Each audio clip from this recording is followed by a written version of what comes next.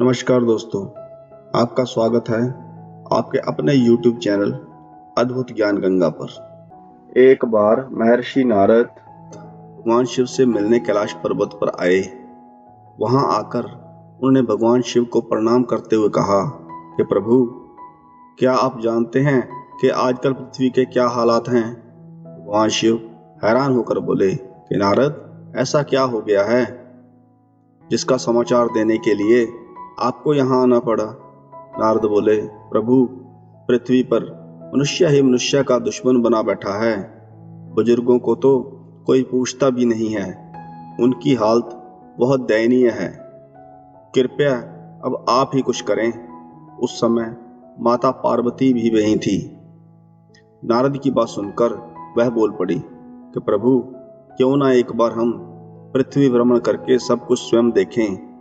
माता पार्वती की बात सुनकर भगवान शिव ने इसके लिए अपनी सहमति दे दी। अगले दिन भगवान शिव और माता पार्वती पृथ्वी भ्रमण के लिए निकल पड़े। आकाश मार्ग में घूमते हुए माता पार्वती की निगाह कुछ बुजुर्गों पर पड़ी। उन्होंने देखा कि वहां बुजुर्गों की बेकदरी हो रही थी। उनको लोग खाने के लिए नहीं पूछ रहे थे। उनकी संतान उनको ठोकरें मार रही थी। उनकी संतान और रिश्तेदारों किसी को उनकी परवाह नहीं थी। उनको सम्मान नहीं मिल पा रहा था। माता पार्वती भगवान शिव से कहने लगी कि प्रभु, एक बात मेरी समझ में नहीं आती कि बुढ़ापे में ही इंसान की ज्यादा बेकदरी क्यों होती है। बुढ़ापे में कोई उनकी बात सुनने वाला क्यों नहीं होता है? उनको सम्मान क्यों नहीं मिलता है? माता पार्वती की बात सुनकर भगवान शिव कहने लगे कि हे पार्वती, ईश्वर और उनकी शासन प्रणाली के द्वारा जब जीवों की आयु सीमा निर्धारित की गई तो सभी जीवों को 40-40 वर्ष की आयु प्रदान की गई, जिसमें मनुष्य भी शामिल था। लेकिन सभी जीवों में मनुष्य ही था जो अपनी 40 वर्ष की आयु को लेकर संतुष्ट नहीं था। इसलिए उसने ईश्वर से आग्रह किया कि प्रभु, हमारी आयु सीमा कुछ बढ़ा दीजिए। 40 साल की आयु में हम क्या कर पाएंगे? इस पर चर्चा हो ही रही थी कि तभी ईश्वर के दरबार में रोते रोते एक गधा आ गया। गधा ईश्वर से आग्रह करने लगा कि हे प्रभु, मैं 40 साल की आयु लेकर क्या करूंगा? मुझ दीन पर आप दया करो। मैं तो 40 साल तक बोझा ढोते ढोते मर जाऊंगा। मेरी हालत खराब हो जाएगी। मेरी आधी उम्र किसी और जरूरतमंद को दे दीजिए। मेरी उम्र आप कुछ कम कर दीजिए। भगवान समझ गए कि गधा अपनी 40 वर्ष की आयु को लेकर संतुष्ट नहीं है। वह अपनी आयु कम करवाना चाहता है। भगवान ने विचार किया और फिर मनुष्य को बुलाकर पूछा कि हे भाई, तुम एक बात बताओ, क्या तुम गधे की 20 साल की उम्र लेना चाहते हो? यदि तुम्हें स्वीकार है तो हम गधे की उम्र 20 साल कम करके तुम्हारी उम्र 20 साल बढ़ा सकते हैं। लालच में आकर मनुष्य ने हाँ कर दी।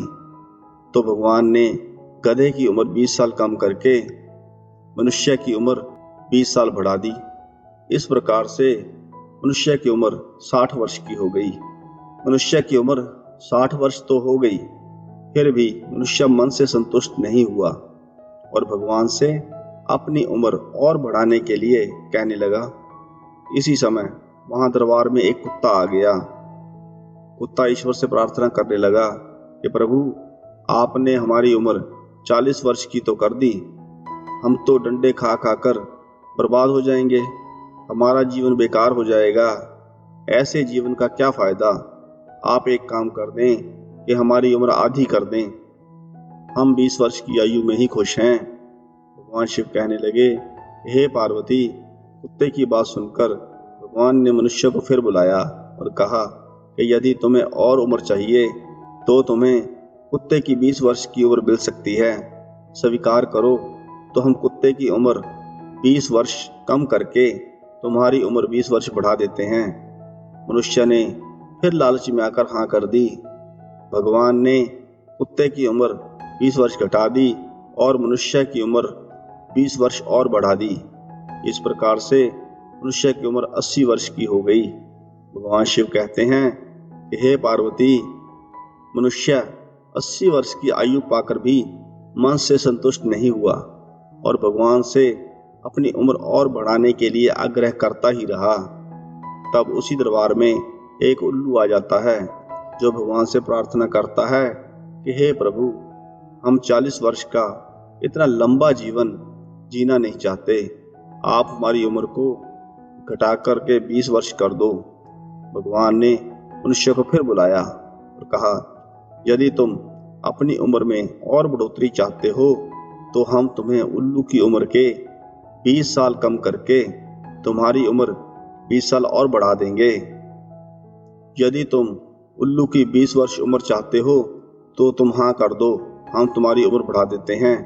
मनुष्य फिर लालच में आ गया, उसने हाँ कर दी और भगवान ने उल्लू की उम्र 20 वर्ष कम करके मनुष्य की उम्र 20 वर्ष और बढ़ा दी।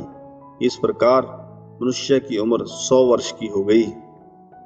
भगवान शिव कहते हैं कि हे पार्वती, जब मनुष्य की उम्र 100 वर्ष हो गई तो मनुष्य अपने आप को भाग्यशाली महसूस करने लगा और वह यह भूल गया कि दूसरों की जिंदगी जीना इतना आसान काम नहीं है। सच में देखा जाए तो 40 साल तक की जिंदगी ही सही मायने में जिंदगी होती है, जो वास्तव में मनुष्य अच्छे ढंग से जीता है। उसके बाद तो जिंदगी जी नहीं जाती, केवल जिंदगी काटी जाती है। जब मनुष्य अपने 40 वर्ष की आयु को पूरी कर जाता है तो उसको 20 वर्ष जो गधे की उम्र प्रदान की गई थी उसका नंबर आता है। यानी मनुष्य के जीवन में दूसरे की जिंदगी जीने का समय आता है और इस प्रकार मनुष्य के अपने 40 साल की जिंदगी जीने के बाद उसके जीवन का अगले 20 वर्ष का समय गधे के जीवन के समान बीतता है। वह और उसका अपना जीवन बेकार सा हो जाता है। मनुष्य को अपनी पत्नी और बच्चों का बोझ गधे की तरह अकेले उठाना पड़ता है। मनुष्य को पूरे परिवार का बोझ गधे की तरह इसलिए ढोना पड़ता है क्योंकि उसने गधे की उम्र ली थी और गधे का काम होता है बोझ को ढोना। उम्र के इस दौर में बुजुर्गों की दवा, बच्चों की पढ़ाई लिखाई, शादी विवाह और कई तरह की जिम्मेवारियां बढ़ जाती हैं। जैसे तैसे 20 साल गुजर जाते हैं। 60 साल की उम्र तक पहुंचते पहुंचते मनुष्य स्वयं बेकार सा हो जाता है और अब उसे दूसरों के ऊपर आश्रित रहना पड़ता है। भगवान शिव कहते हैं कि हे पार्वती, इस प्रकार जब मनुष्य 60 वर्ष की अवस्था को पूर्ण कर लेता है तो फिर शुरू हो जाती है कुत्ते के द्वारा दी हुई उधार की जिंदगी। 60 वर्ष की उम्र को पार कर जाने पर मनुष्य को समझाया कुछ और जाता है, परंतु उसकी समझ में कुछ और आता है। वह सही बात समझने को तैयार नहीं होता। उस वक्त मनुष्य की सही राय भी सबको गलत लगती है। कुछ भी बोलो, कोई सुनने वाला नहीं। उसके बाद में शुरू होती है उल्लू महाराज द्वारा दी हुई उधार की जिंदगी।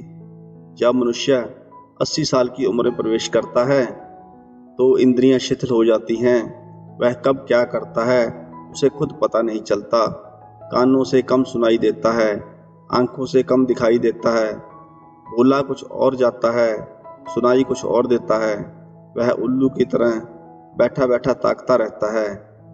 कब उसे कोई पानी देगा, कब उसे कोई रोटी देगा, कब उसको कोई स्नान करवाएगा, कौन उसके कपड़े साफ करेगा। परिवार वाले उस बुजुर्ग को अपने हिसाब से चलाते हैं। बुजुर्गों को सम्मान तभी मिल पाता है जब वह अपने परिवार और अपने बच्चों के हिसाब से चलता है। यदि वह अपनी चलाएगा तो उल्लू की तरह बैठा बैठा देखता रहेगा, उसको सम्मान नहीं मिल पाएगा। भगवान शिव की बात सुनकर मैया पार्वती कहने लगी, हे प्रभु, ऐसा कोई उपाय नहीं है जिससे कि बुढ़ापे में मनुष्य की इस प्रकार बेकदरी ना हो और वह सम्मान पा सके, उसका बुढ़ापा अच्छी तरह से गुजर जाए। पार्वती की बात सुनकर भगवान शिव कहने लगे, हाँ पार्वती, बुढ़ापा अच्छी तरह कट सकता है, उसके लिए उसे जो 40 वर्ष की उम्र मिली है उसमें कुछ अच्छे कार्य करने होंगे, जैसे वह अपने चरित्र को अच्छा रखे, बुढ़ापे में कुछ साथ ना दे, लेकिन यदि आपका चरित्र अच्छा है तो लोग आपका साथ कभी नहीं छोड़ेंगे। ईश्वर चित्र में नहीं चरित्र में बसता है। अगर चरित्र अच्छा होगा तो बुढ़ापे में लोग आपकी इज्जत करेंगे। इसलिए जब तक आपकी अवस्था 40 वर्ष की रहे कभी भी पद का घमंड ना करें। काम छोटा या बड़ा नहीं होता। जवानी में अक्सर व्यक्ति बड़े पद पर आने के बाद दूसरों को छोटा समझने लगता है। यह गलती इंसान को कभी नहीं करनी चाहिए, क्योंकि एक आम आदमी भी एक बड़े राजा को बर्बाद कर सकता है। इसके अलावा जहाँ तक संभव हो आप दूसरों के मददगार बने। यदि आज आप लोगों की मदद करेंगे तो आपका कल सदा सुखमय होगा। सामर्थ्य के अनुसार आपको दूसरों की मदद करनी चाहिए। मदद करने से ना सिर्फ आपका व्यक्तित्व अच्छा होगा, बल्कि आपका कल भी संभल जाता है और बुढ़ापे में लोग आपका सम्मान करते हैं। इसके अलावा जब तक मनुष्य की उम्र 40 वर्ष तक रहे तब तक उसे किसी के साथ भेदभाव नहीं करना चाहिए। भेदभाव अपनों के बीच दूरियां बनाता है। इससे आपका कभी भी भला नहीं हो सकता। इससे कुछ चापलूस लोग जरूर खुश हो सकते हैं, लेकिन वक्त पड़ने पर आपका कोई सगा संबंधी आपके साथ खड़ा नहीं होगा। इस कहानी से हमें यह सीख मिलती है कि यदि हम और आप यह चाहते हैं कि बुढ़ापे में हमारे परिवार वाले हमारा सम्मान करें, तो हमें और आपको अपने चरित्र को उज्जवल बनाना होगा। हमें दूसरों का सम्मान करना होगा और जरूरतमंदों की यथासंभव मदद करनी होगी, अन्यथा हमें बेकदरी होने से कोई नहीं बचा सकता। अगर आपको यह कहानी अच्छी लगी हो तो वीडियो को लाइक करें, चैनल को सब्सक्राइब करें। कहानी को अंत तक सुनने के लिए आपका धन्यवाद।